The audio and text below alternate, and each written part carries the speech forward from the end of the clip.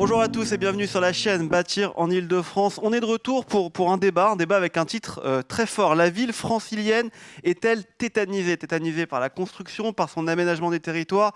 Et avec nous pour en parler sur le plateau aujourd'hui, trois invités. Je commence par vous, monsieur Jean-Philippe Dugouin-Clément. Vous êtes vice-président de la région Île-de-France, chargé du logement. Bonjour. Bonjour. Et merci à vous d'être avec nous. Monsieur Michel Dulimont, vous êtes vice-président de l'AORIF, qui est l'Union sociale pour l'habitat d'Île-de-France. Merci d'être avec nous et bienvenue.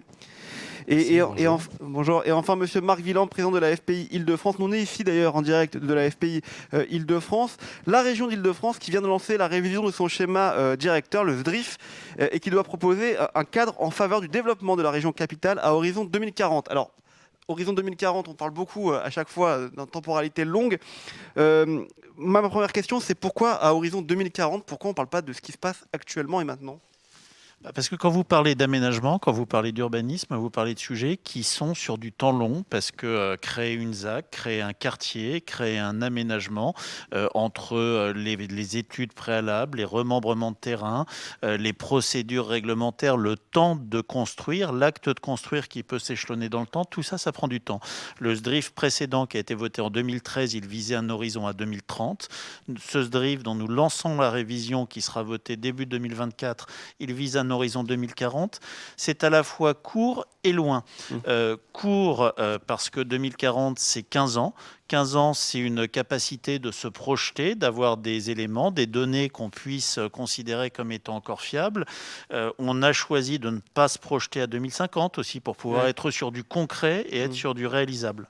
Alors vous l'avez dit, être sur du concret et du réalisable, il y a un objectif, il y a une considération qu'il faut prendre en compte, c'est ces logements, plus de 50 000 habitants nouveaux par an dans la région d'Île-de-France.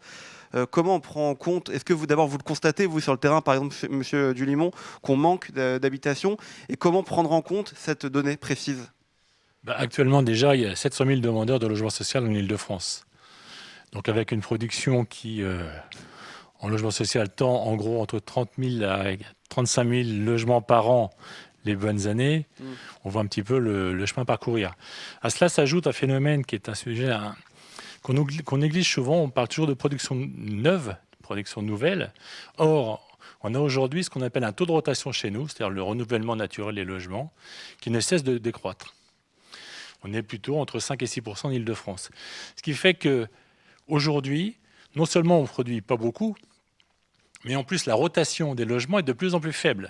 Donc on libère de moins en moins de logements, donc ça donne encore de moins en moins de place pour les locataires. Donc aujourd'hui, nous sommes effectivement à l'AORIF très motivés pour pousser l'offre de logement. Pousser l'offre de logement, ça veut dire aussi peut-être, alors vous le dites, il y a une rotation, mais peut-être construire plus.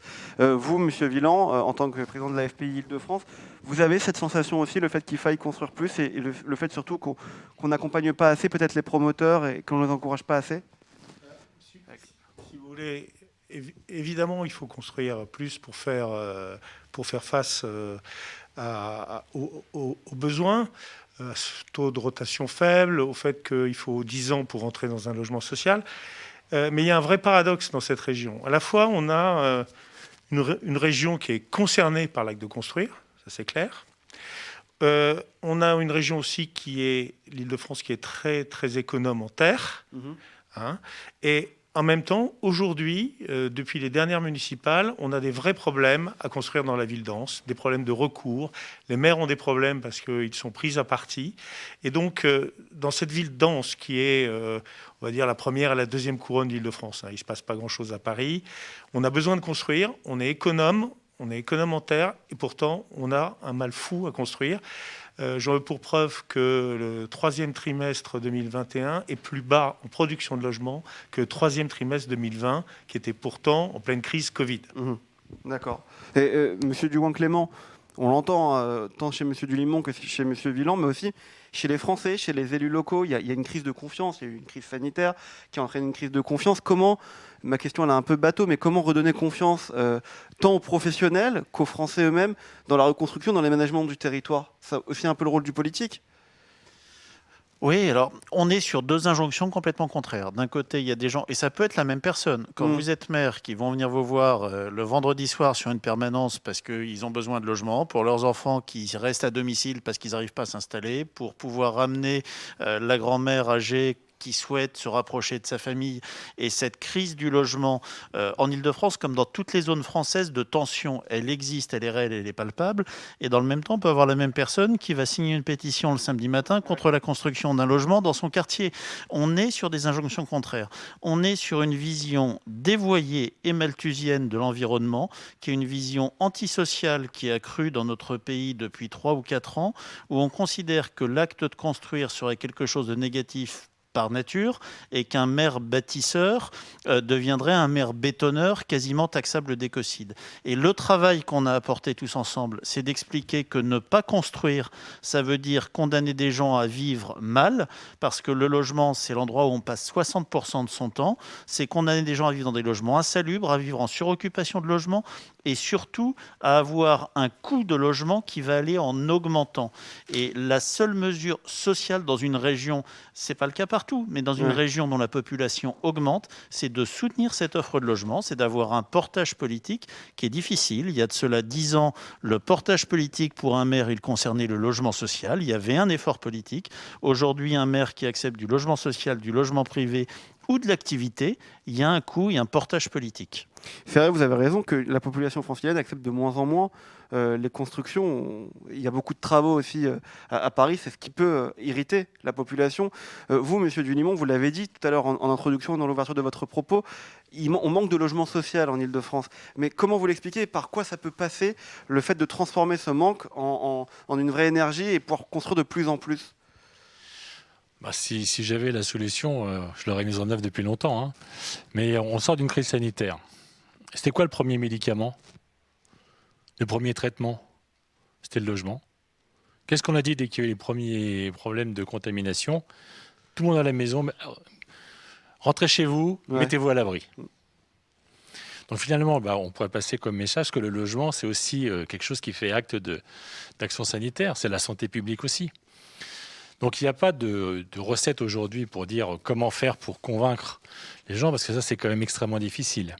Ce qui est certain, c'est qu'on n'a pas, ces dernières années, l'ensemble de la profession n'a pas forcément capitalisé sur les bienfaits de son action.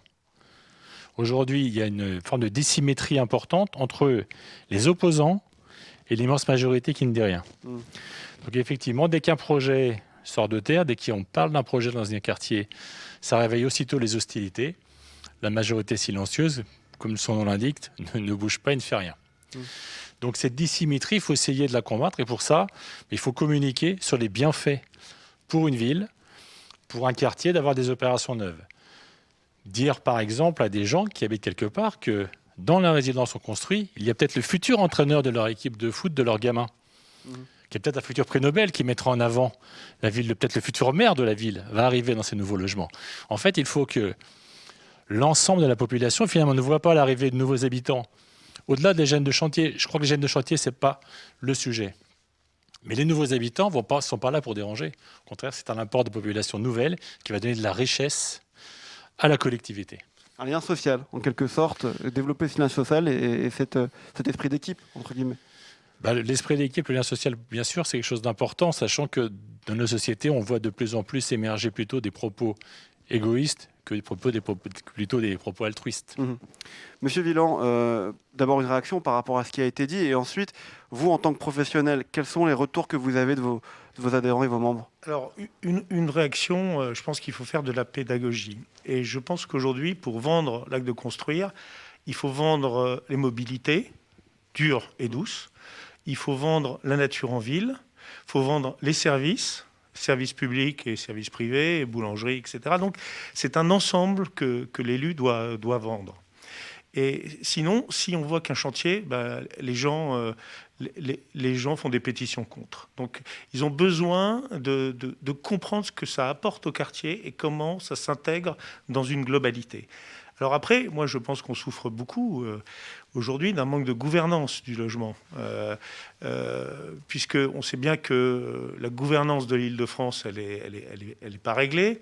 Et d'ailleurs, moi, je suis un chaud partisan de la gouvernance régionale là-dessus, parce que je pense qu'il y a quelqu'un qui doit incarner et que les problèmes de transport, les problèmes écologiques, les problèmes de nature, de métropole d'équilibre autour de Paris, passe forcément par un équilibre régional. Donc moi, je suis très partisan d'une prise en main de cette politique par la région et d'un renforcement des pouvoirs de la région là-dessus. Et je ne le dis pas parce que M. Dubois-Clément est là, j'en suis convaincu, parce que je n'étais pas convaincu il y a 10 ans, mais en travaillant sur le sujet, si vous voulez, il faut que quelqu'un porte le fer. Et les maires, ils sont trop attaqués. Il faut que quelqu'un qui porte le fer ait une vision globale. Seule la région aujourd'hui peut répondre à une vision globale. Qu'est-ce que ça vous évoque, M. Dubois-Clément, vous qui êtes chargé du logement à la région? Non, aujourd'hui, on souffre de compétences imbriquées les uns dans les autres, de compétences partagées, d'une complexité d'ailleurs qui rend les choses complètement illisibles pour les Français. L'échelon régional, mais d'ailleurs pas seulement en Île-de-France, pour moi, sur des questions structurelles d'aménagement et donc de logement, parce qu'on parle de logement, mais au fond, c'est pas le logement tout seul, c'est l'aménagement. Quand on parle de logement, c'est la boîte dans laquelle les gens habitent. Et ce qui compte, c'est l'aménagement, le cadre de vie global, les services, les emplois, les transports, tout ce qui est induit autour du logement. Et ces zones d'équilibre, on ne les a aujourd'hui qu'à l'échelle régionale. Ça, c'est une évidence. Après, on n'enlèvera jamais le fait que le droit du sol, c'est-à-dire l'acte de construire, le permis de construire, relève du bloc communal, maire ou agglomération selon les compétences. Et tout l'enjeu qui doit être celui de la région, de l'État, des acteurs publics, c'est de donner les moyens aux maires et aux agglomérations d'accueillir de nouveaux habitants. Le problème, c'est pas de dire pour un maire, je refuse. Il y a des maires qui se font dans la doctrine, mais la plupart des maires, c'est des gens pragmatiques. Le problème n'est pas de dire j'accueille ou je n'accueille pas de nouveaux habitants, c'est quels sont les moyens dont je dispose pour accueillir de nouveaux habitants. Et ce qu'on doit arriver à faire ensemble, c'est de garantir les moyens aux élus locaux d'accueillir de nouveaux habitants, et puis aussi de ne pas se planter. On a eu trop d'exemples, parfois, il faut dire les choses, dans le passé d'urbanisme raté qui ont mal vieilli, et aujourd'hui, redonner confiance, c'est aussi avoir des quartiers qui soient exemplaires, des aménagements qui soient exemplaires, qui vivent bien, qui soient pérennes, qui puissent donner envie aux gens de voir aussi les choses s'améliorer à côté de chez eux. Vous voulez réagir, M. Vuilland? Je suis tout à fait d'accord. Je pense que pour construire aujourd'hui, il va falloir donner de la valeur d'usage au bâtiment. Bon. Le rêve du Français, c'est la maison avec ses 500 mètres carrés de terrain. Mais ce rêve est impossible à l'échelle du territoire, à l'échelle de l'Europe et de la planète. Il faut réconcilier le Français avec le logement collectif et donc il faut apporter des choses en plus dans ce logement collectif. Alors, on a commencé avec les terrasses partagées, certains mettent des bibliothèques, il faut pouvoir mettre des petits espaces de coworking, si vous voulez, 3 box où on peut aller travailler. Il faut que ce logement collectif permette de faire autre chose que d'habiter, soit apporte un certain nombre de services complémentaires, des bicycleries bien foutues, etc. Et ça, c'est très important de retrouver un minimum de confort et de sortir de cette économie marge-prix de revient stricte pour apporter une valeur d'usage plus importante. Justement, puisqu'on parle d'espace et de bâtiments collectifs, de construction collective, les logements collectifs, je voulais qu'on parle du ZAN. Alors, j'ai beaucoup de mal à le dire à chaque fois, le zéro artificialisation nette, je pense que je l'ai bien dit. C'est quand même le nouvel étendard écologique aujourd'hui, le ZAN. Beaucoup se servent de ça pour dire, bon voilà, on devient écolo, on devient vert. Mais ce qu'on sait peu ou pas souvent, c'est que l'Île-de-France respecte beaucoup ce zéro artificialisation nette. Comment faire prendre conscience aux maires que ça peut être une partie de la solution, justement, Suzanne? Le ZAN, c'est une logique plutôt vertueuse. C'est de lutter contre l'étalement urbain permanent et c'est de se dire on va essayer de construire parfois un peu plus haut, de retravailler des secteurs commerciaux, industriels, de bureaux qui sont inoccupés, qui sont devenus vacants, qui sont devenus des friches, pour ne pas avoir constamment des artificialisations de terres nouvelles. L'Île-de-France, contrairement à ce qu'on pense, est une région vertueuse. Par rapport à notre population, on consomme extrêmement peu de surface et surtout par rapport aux objectifs qui étaient ceux de 2013, l'ancien schéma directeur, on a réduit de pratiquement un facteur 3 le niveau de nos consommations. On est passé de 1300 hectares à un peu plus de 500 hectares consommés par an. Ce qu'on veut porter à 2040 avec ce ZAN, c'est l'objectif de dire non pas qu'il n'y aura plus d'artificialisation, mais c'est de dire qu'on ira sur des compensations, sur des réaménagements pour compenser les espaces de terre naturels consommer. C'est l'objectif que nous poursuivons. On est aujourd'hui sur une courbe qui est une courbe vertueuse, mais encore une fois, ça ne veut pas dire qu'on ne fera plus rien. Et il y a aujourd'hui une vision assez dévoyée qui voudrait dire qu'on aille sur le zéro artificialisation brute, c'est-à-dire qu'on ne touche plus à aucun espace naturel, ce qui est une vue de l'esprit, parce que ça consisterait tout simplement à dire que nous n'aurions pas les moyens de donner un toit aux 50 000 êtres humains supplémentaires qui, chaque année, vivent dans notre région. Et quand on parle d'ailleurs de la question du ZAN, il y aurait une vraie question à se poser, c'est de l'aborder d'un point de vue national. Il y a des régions dont la population croît, des régions dont la population diminue, décroît, et donc il pourrait aussi y avoir cette logique entre des zones en tension sur le logement avec un prix de foncier qui devient inaccessible pour des foyers modestes quand ils n'ont pas accès au logement social, ou au contraire des régions où aujourd'hui on se retrouve à avoir des milliers de logements vacants parce qu'il n'y a pas de développement économique et que les gens malheureusement ne viennent pas vivre dans ces régions. Sur ce qui est dit là par M. Dugoin-Clément, peut-être une réaction, M. Dulimont, M. Villan, si vous... Là, on retrouve une problématique d'aménagement de territoire, ce que vient de dire à l'instant. C'est effectivement on ramène toujours à des unités qui sont de plus en plus petites. Si je prends l'exemple du logement social, la solidarité ne fonctionne bien que si on prend une grande échelle. Quand je rémène à l'échelle d'une ville, d'un quartier, d'un immeuble, la solidarité ne fonctionne pas. Donc aujourd'hui, c'est cette approche qu'il faut effectivement éviter, de ramener sur des territoires trop petits, sur des espaces d'expression trop petits, parce que là, ça n'a plus de sens. Il faut élargir le sujet, sortir un peu du cadre simplement de la région telle qu'elle est aujourd'hui. On a besoin de loger des gens qui arrivent sur le territoire, il faut bien trouver des logements. L'aspiration naturelle des gens, c'était d'avoir des maisons. Et on a construit depuis 30 ou 40 ans le développement de l'Île-de-France en grande partie. Si je prends l'exemple des villes nouvelles, c'était quand même, pour le coup, on partait de terrains où il n'y avait rien. Et heureusement que ça a été fait. Sinon, je ne sais pas dans quelle situation on sera en Île-de-France aujourd'hui. Aujourd'hui, il faut arrêter cet étalement urbain et reconstruire justement sur le centre. Et c'est là où c'est difficile, que c'est là où ça fait mal. Il y a des termes aujourd'hui qu'on essaye de ne pas trop utiliser parce qu'elles écorchent les oreilles de beaucoup quand on parle de densité. Alors, de temps en temps, on parle d'intensité plutôt que de densité.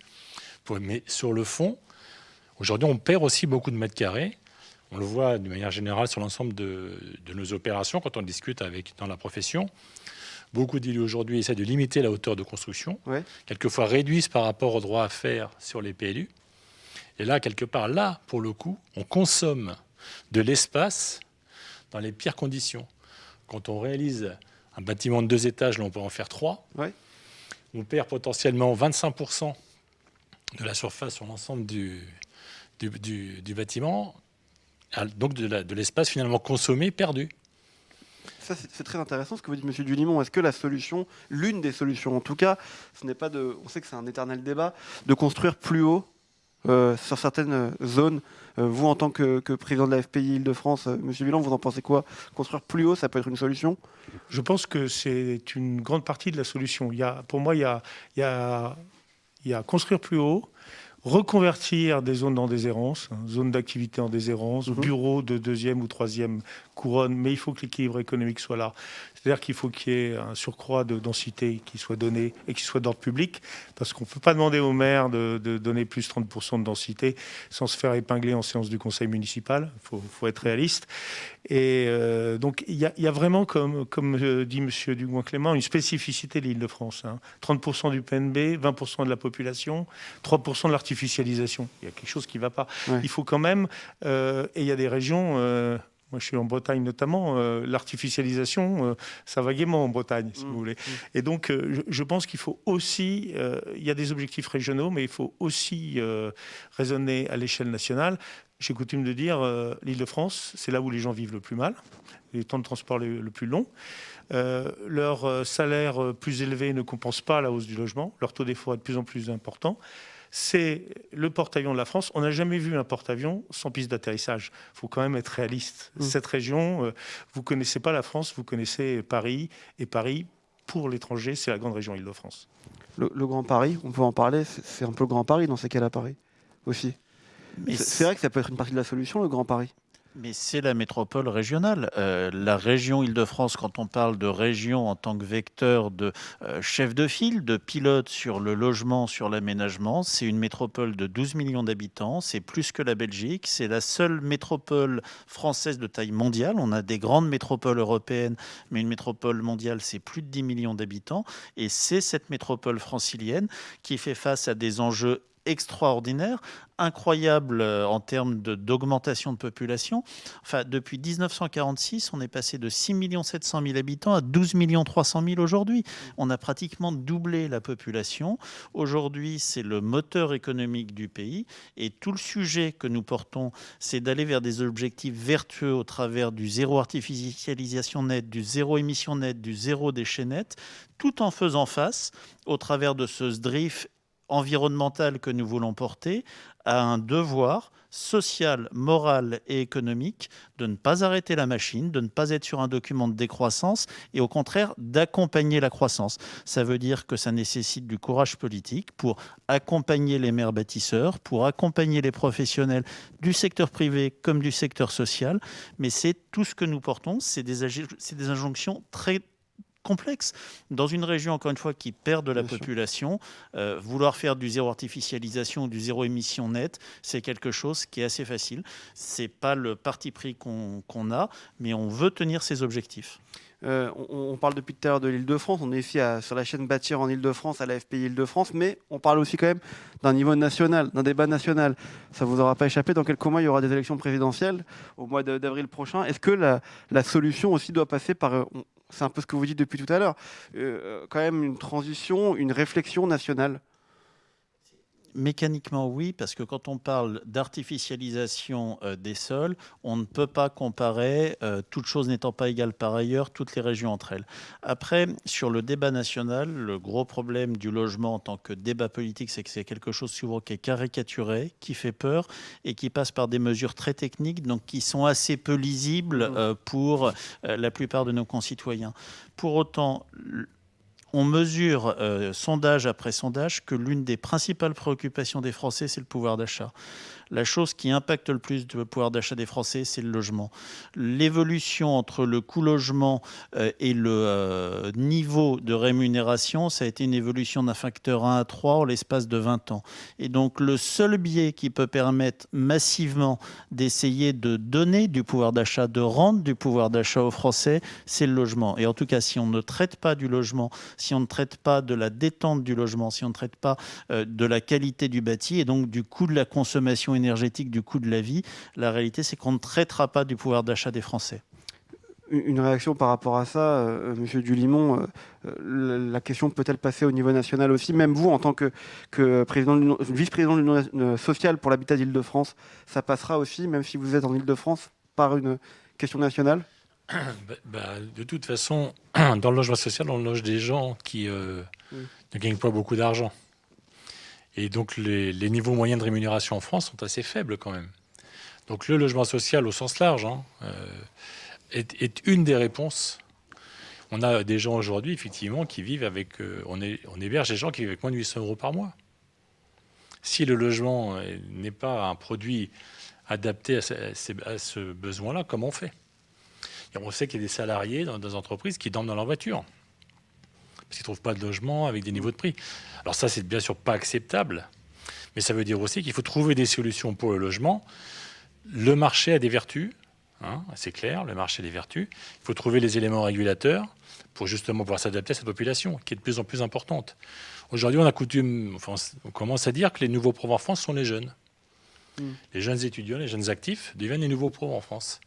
C'est quand même paradoxal quand on sait que la richesse de demain, la richesse d'un pays, c'est sa jeunesse actuelle. Donc il faut trouver des réponses. On parle beaucoup de logement étudiant, on parle beaucoup de logement pour jeunes actifs.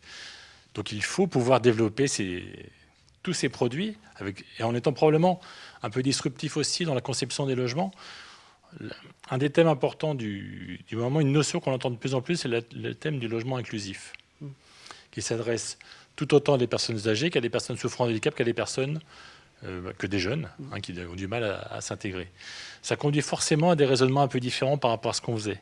C'est vrai pour des équipements spécifiques, des établissements spécifiques, mais ça doit être vrai aussi pour l'ensemble des problématiques du logement. Une dernière question, et je vais me tourner vers vous, Monsieur Vuillant, qui nous recevez ici à FPI d'Île-de-France. Je vais revenir sur la question d'origine du débat. Est-ce que la ville francilienne est tétanisée par la construction, selon vous? C'est pas la ville qui est tétanisée, ce sont les citoyens qui sont tétanisés par rapport à la construction de la ville. Aujourd'hui, on voit que systématiquement, tout projet de construction est pris en otage par les riverains, par l'opposition politique, qu'elle soit de droite, de gauche, du centre. Elle est toujours prise en otage, quoi qu'il arrive. C'est une stigmatisation qui peut effectivement amener à la ville francilienne à la thrombose. Mais il y a aussi des signes. Il y a quand même une prise de conscience. Voilà. Je pense que la présence du vice-président de la région ici est symbole d'une prise de conscience. La présidente de la région en parle souvent. Il y a un certain nombre d'élus qui commencent à en parler, notamment à travers le logement social. Il y a une réflexion qui doit être faite sur les documents d'urbanisme et leur adéquation à construire plus vite et mieux. Alors déjà, par exemple, en région Île-de-France, vous n'avez pas le Conseil d'État n'est plus et cour de cassation, plus cour d'appel. Donc on fait en sorte que s'il y a un recours contre les permis, ce recours soit traité plus vite. Bon, en Belgique, il est vrai qu'il est traité en 3 mois. En France, on est plutôt 10 mois, plus 6 mois si on est en appel. Mais il y a des ferments de quelque chose de nouveau, mais c'est le moment de le bâtir. Et moi, je pense que notamment nos documents d'urbanisme sont totalement obsolètes par rapport à la ville du futur, aux besoins qu'ont les citoyens de matérialiser où il y aura un arbre, où il y aura une place pour se garer, où il y aura un trottoir large pour la poussette et où il y aura une boulangerie. Je crois qu'on a besoin d'un grand élan et d'une prise de parole pédagogique, politique au-dessus de tout ça. Pour terminer, M. Dugouin-Clément, la question est la même. La ville, ce que dit M. Vuillant, c'est pas la ville, c'est les citoyens. C'est aussi un esprit collectif qu'il faut développer et un cercle vertueux qu'il faut installer. Je dirais, c'est pas la ville, je dirais pas non plus que c'est les citoyens, parce que c'est pas une question de culpabilisation. Non, bien sûr. La question de fond, est-ce que vous avez confiance en l'avenir ou est-ce que vous avez peur en l'avenir? Et quand depuis 20 ans, 30 ans, vous avez l'impression de vivre moins bien, vous avez peur que la génération de vos enfants vive moins bien, le changement et donc l'aménagement, l'acte de bâtir, c'est quelque chose qui fait peur.